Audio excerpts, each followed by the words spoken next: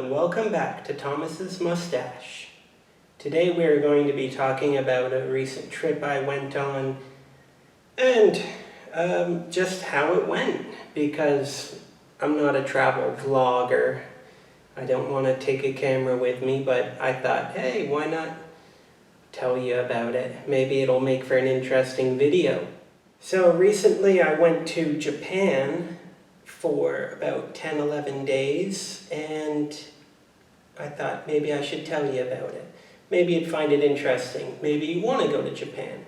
Now that COVID's over, especially for Japan, you don't need to take your vaccine card or anything, so you can just walk in willy-nilly. Flying to Japan, I took a budget airline, which didn't have a television screen, so it wasn't terrible, but it's good to bring a book, which I did, thankfully, and my Kindle, which is also good because I ended up reading a lot. The airport in Japan is great, but I'll tell you about that coming to the end of the story.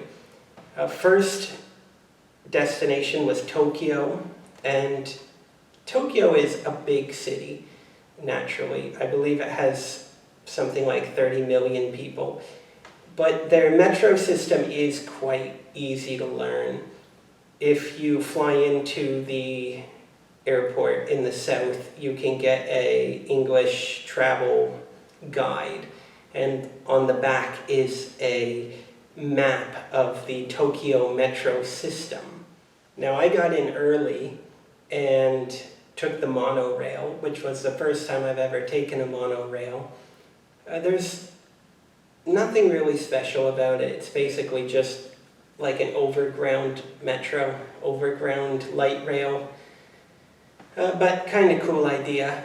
But anyway, got a nice view and a few observations, of course, which I found was that the work vehicles in Tokyo, at least, were exceptionally clean.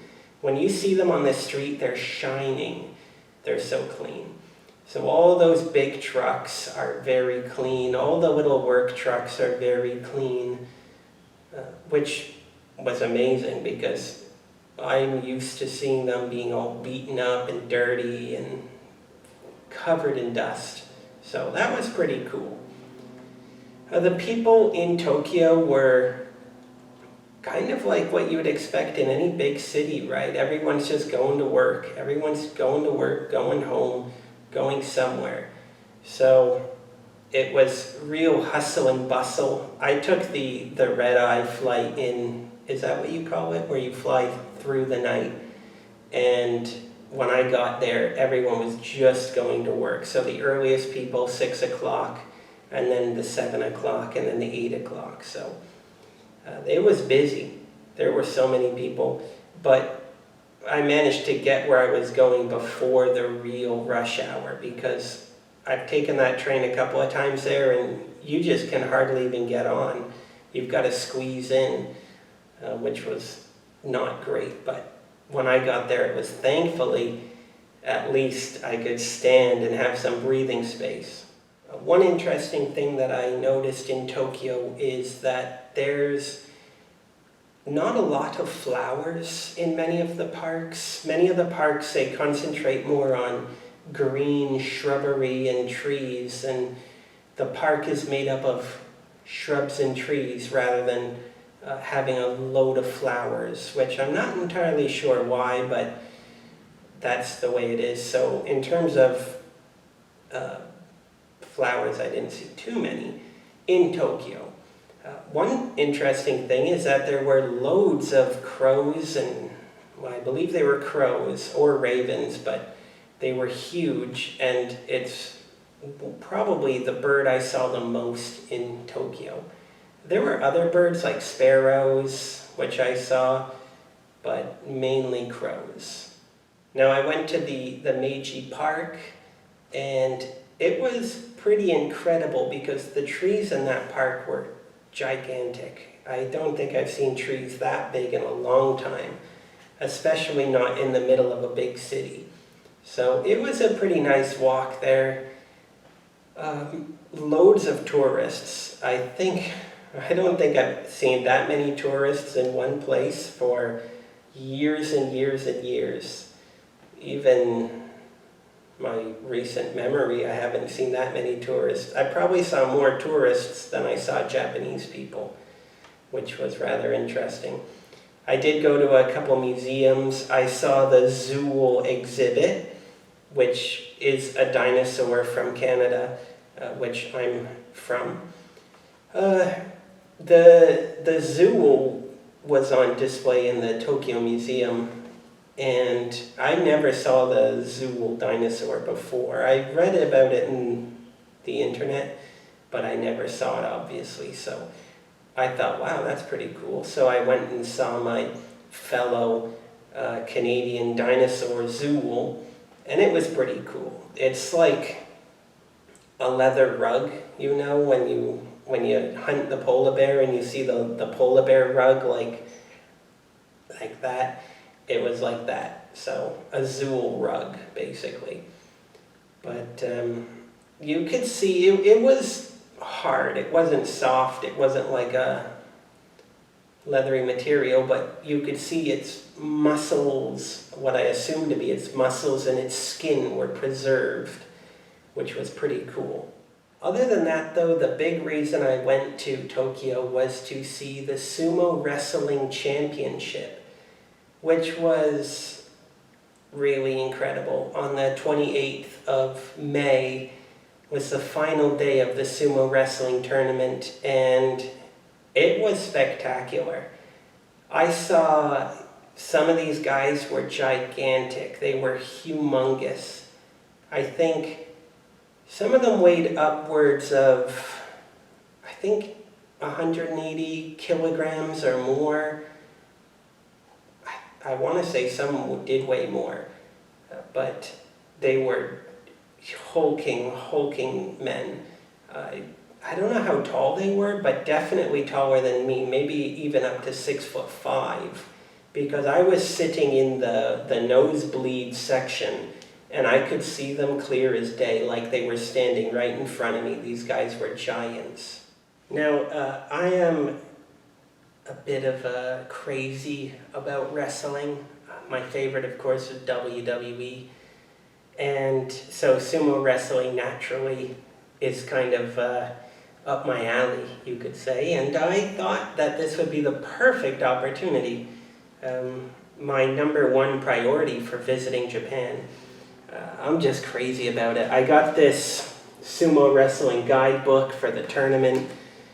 The winner of the tournament was this gentleman here. He is the rank of Yokozuna, which is the highest rank in sumo wrestling. I went from 10 a.m. till I believe it was something like 6:30 p.m.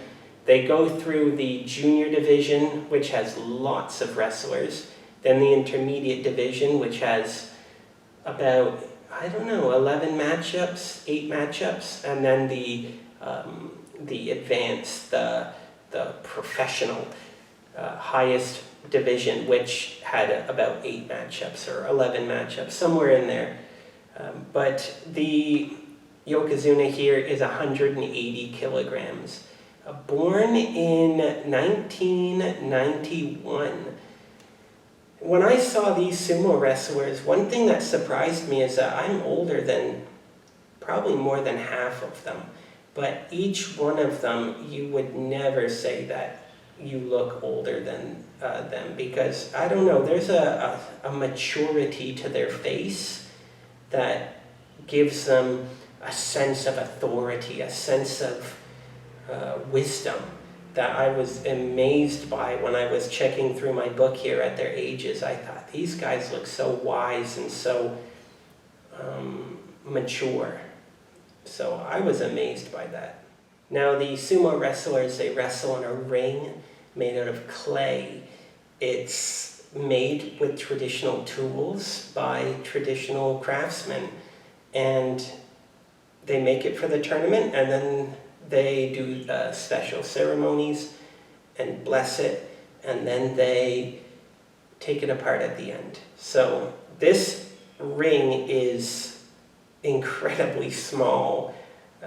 I am amazed that they still wrestle on such a small ring, but of course it's traditional, but so many guys took huge falls off the side, and having a huge body falling from about 3 feet up is damaging. It can hurt you badly. So I saw a few guys take huge falls off the ring, and one guy even had to limp away, which looked painful. But still, sometimes you'll see when they push them out of the ring, they'll actually grab them so that they don't fall. Their opponent, they grab their opponent so they don't fall off the ring, because they push the opponent out of the ring, but they don't want the opponent to fall out of the ring completely or they're going to hurt themselves. So sometimes you'll see them grab onto their opponent to keep them from falling, which is very noble. A couple of things that I was amazed by in the tournament. There were 2 things that amazed me. Number 1 was in the intermediate division.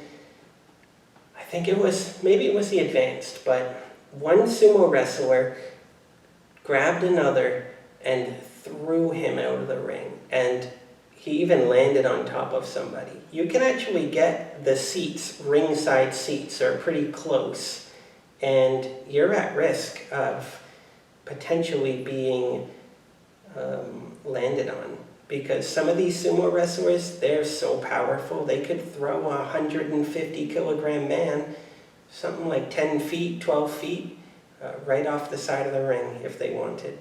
So I was amazed by that. But another thing that was quite interesting was that the sumo wrestlers, they use salt as purification, and they all have their rituals. One sumo wrestler was sprinkling on his body, and sometimes they'll sprinkle it on their feet, and then they throw it onto the ring, onto the court where they wrestle. And you can see this white splash of salt on the ring.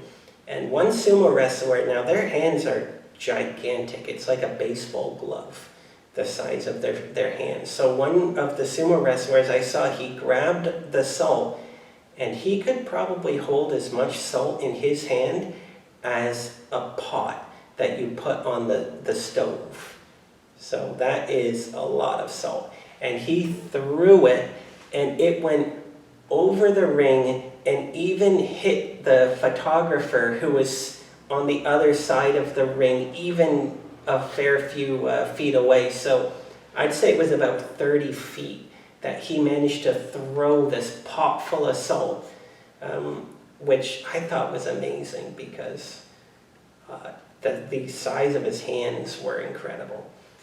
So that was the sumo wrestling tournament. It was an amazing, spectacular event. I have the utmost respect for each and every wrestler, because they train their bodies to unbelievable levels of strength. And I'm just amazed when I saw the charges. Sometimes when 2 wrestlers charged at each other, which is something that I should touch on, is that these guys were quicker than tigers. The speed that they went from down on the ground in their sumo squat to charging each other was like a tiger pouncing on its prey. It was amazing how quick these guys can move. They move quicker than I could ever hope to move, that's for sure. And when 2 wrestlers slam into each other, it's like thunder. It makes an amazing sound. Anyways, you don't want to hear just about the sumo wrestling tournament, but I must tell you, if you go to Japan, you should consider going and seeing the sumo wrestling tournament, because I believe they hold them, I think it's 4 times a year, but it could be 6 times a year, sometimes in Tokyo, sometimes in another city. So I highly recommend you check it out. After Tokyo, I went to Mount Fuji, which was really great. I went to the 5 lakes on the north side of Fuji mountain, which was pretty good. I went to the biggest one, of course, to stay, and then I took the bus to the other areas. I didn't go to any other lakes, but I did go to a special forest, which was very quiet. And I didn't go to the forest for any specific reason, mainly because there was a bird park here, and then there were the two caves. There was a wind cave and the ice cave. And so I walked from the bird park to the caves through this forest. And the forest turned out to be called the suicide forest in its language. It's not called that, but that's like the slang term, I guess, the informal name. But I didn't know it was that until I was there. But the forest itself was incredibly quiet. There's no sound at all. There's no bugs except for some moths, very few birds, just trees and rocks. And the quiet is, perhaps it's one of the quietest places I've ever been in my life. And it's all because of the volcanic rock absorbing the sound. But when I was there, as a walking place, it's really good. Although not many people were walking there, I think most people just want to take the bus. But as a walking trail, it's really great.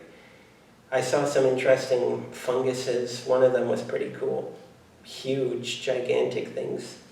But, you know, when I was there, I saw a couple people were filming like a ghosty video where they're like, ooh, where are we? We're in the scary forest.